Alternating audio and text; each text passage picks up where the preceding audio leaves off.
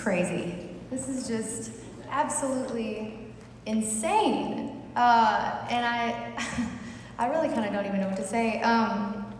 I admit that when the Country Music Hall of Fame, presented this idea and asked me if I'd want to do this, well, obviously it was a big honor, but I was also like, whatever. I'm just totally unworthy. I just feel really unworthy in a lot of ways. And I just also was like, isn't that something that you do when you're 85 years old? And they assured me that it was the right moment, and that how excited they were to be sharing, a more modern side of country music, a young version of that. And I really am. I'm very proud of my story and where I am right now. And even the detention slips that are in there, made sure those were in there. Insubordination, lots of talking. Some awkward hair choices as well. There is one thing that they wouldn't let me put in here. It's in my personal collection. Willie Nelson gave it to me. But,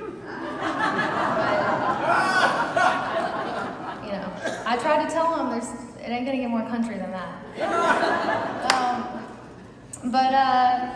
I'm so proud of the work that my entire team has done, and there's just a lot of really wonderful memories that I'm happy to share.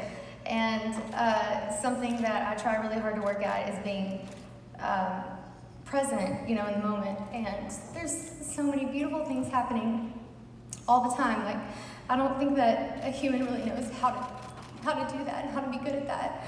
So I didn't think that it would make me, super emotional. I think it takes a lot for me to feel that way, but to see everything laid out in a physical sense, in a timeline, it's really actually a really healthy and beautiful thing for me, because there's so much that you forget, and I'm somebody who gets really excited about what's in front of me, and then I check it off and I move on to the next thing, and it's just fun for me to do that. But there's a lot that gets lost in the blur of all the busyness, and but there's a lot to be celebrated and a lot to be remembered. So it's actually really beautiful and really gratifying, and I'm really grateful for the opportunity to share those things. A lot of people have worked very hard on this exhibit, namely my mother and my grandmother, my family.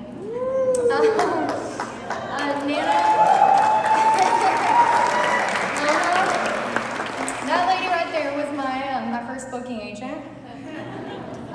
She was ready with a press kit on her person at all times to sling to anybody who would care to hear it. And even if they didn't care to hear it, she was going to give it to you, and she would just pick up the phone.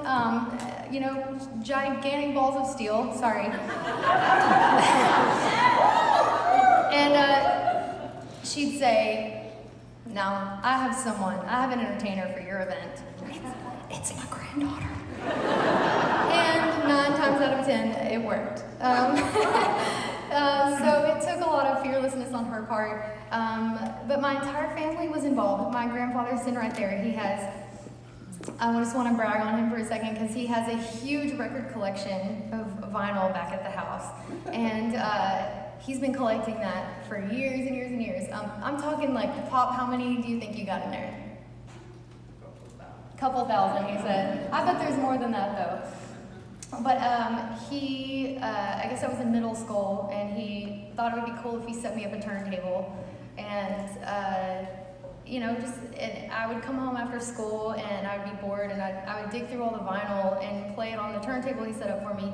And I didn't really know what I was picking out or what I was looking at. A lot of these bands and a lot of these artists, but I would pick out something because I liked the cover, and then I would just listen to it to see what it sounded like. And I remember one of those things was the Byrds, Sweetheart of the Rodeo.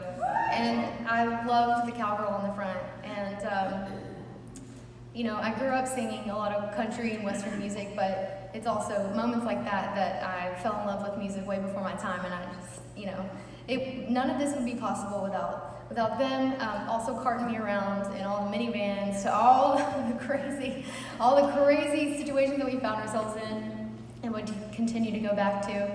But my mom as well, she curated so many of the pieces in here.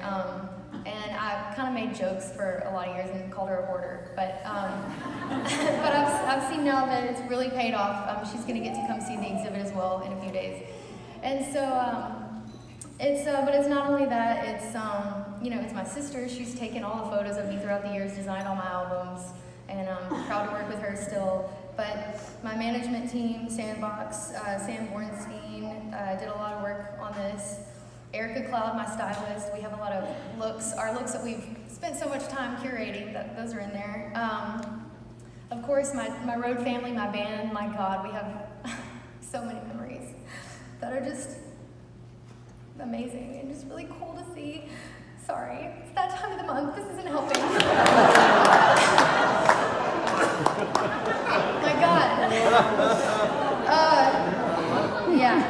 Anyways, but yeah, my whole team, anybody who's ever championed me in my label, and like I said, my entire band, my husband, I definitely wouldn't have Golden Hour if it wasn't for meeting him. But he's also changed my life in so many beautiful ways. But also Kyle Young and the whole staff here at the Hall of Fame. I told them at the beginning of this, I said, I really hope you still like me when we're done with this. And I really hope that they do, but they were so patient with all the details, because the details really, really matter to me, and I hope that's one thing that you take away when you see this. I know that I'm just a little bit of a blip on the radar of this wonderfully rich and vast genre of beautiful music, but the details really matter. The details and the songs and all the colors. I really appreciate every single person in this room.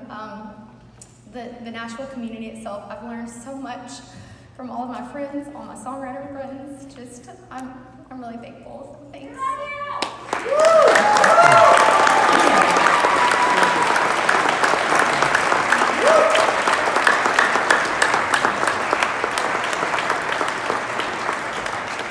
Ladies and gentlemen, Kacey Musgraves.